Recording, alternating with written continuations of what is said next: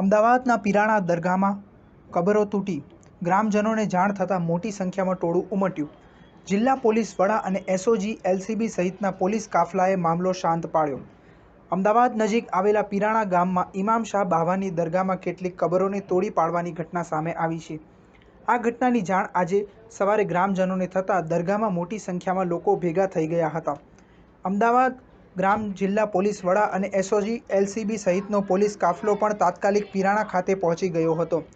આ કબરો તોડવા મામલે હાલ પોલીસ દ્વારા તપાસ હાથ ધરવામાં આવી છે. પોલીસે ગ્રામજનોને આ બાબતે સમજાવી અને સમગ્ર મામલે તપાસ કરવામાં આવશે તે અંગેની ખાતરી આપી છે. સૂત્રોમાંથી મળતી માહિતી મુજબ પીરાણા ગામમાં ઇમામ શાહ બાવાની દરગાહમાં આવેલ છે, જે ટ્રસ્ટ અને દરગાહને લઈને ભૂતકાળમાં પણ અનેક વિવાદ થયા છે. ત્યારે આજે સવારે પીરાણાના ગ્રામજનો અને ટ્રસ્ટીઓને દરગાહમાં આવેલી કેટલીક કબરોને તોડી હોવાની જાણ થતાં મોટી સંખ્યામાં મુસ્લિમ ગ્રામજનો અને લોકોનું ટોળું એકત્રિત થઈ ગયું હતું.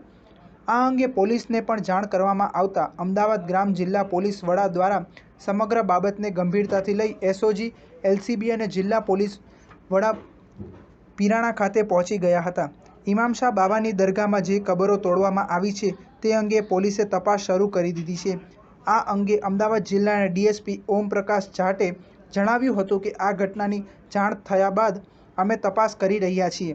કોઈ પણ જવાબદાર વ્યક્તિને છોડવામાં આવશે નહીં. અમે હાલ ડિટેઇલ ઇન્વેસ્ટિગેશન કરી રહ્યા છીએ. સ્ટાર ન્યૂઝ 7 હંમેશા સચ્ચાઈની સાથે.